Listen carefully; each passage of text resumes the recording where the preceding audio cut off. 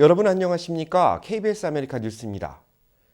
코로나 확진자 가운데 오미크론 변이에 감염된 경우가 60%에 육박해 지배종을 차지하는 것으로 나타났습니다.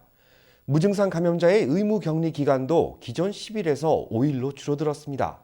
첫 소식 김경현 기자가 취재했습니다. 질병통제예방센터 CDC는 오늘 전체 코로나19 감염 환자 가운데 58.6%가 오미크론 변이 때문으로 집계됐다고 발표했습니다. 델타 변이에 감염된 경우는 41.1%로 줄었습니다.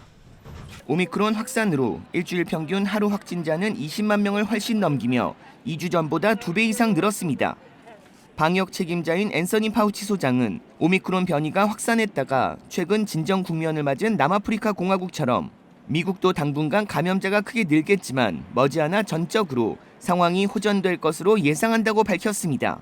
백신 접종자를 중심으로 중증 환자가 감소하고 있기 때문입니다.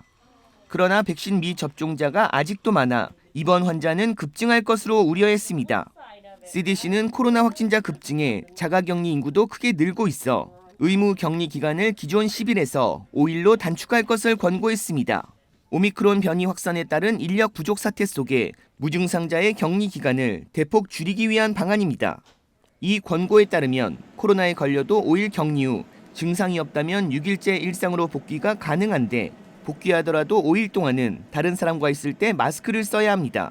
부스터샷을 맞지 않고 감염자와 접촉한 사람도 증상이 없을 경우 격리 기간이 5일로 단축됩니다. 단 격리 중에 증상이 나타나면 6일째 일상 복귀가 아닌 집에 머물 것을 권장했습니다. 부스터샷을 맞은 경우에는 감염자와 접촉해도 격리하지 않고 10일 동안 마스크를 쓰면 됩니다. KBS 뉴스 김경일입니다.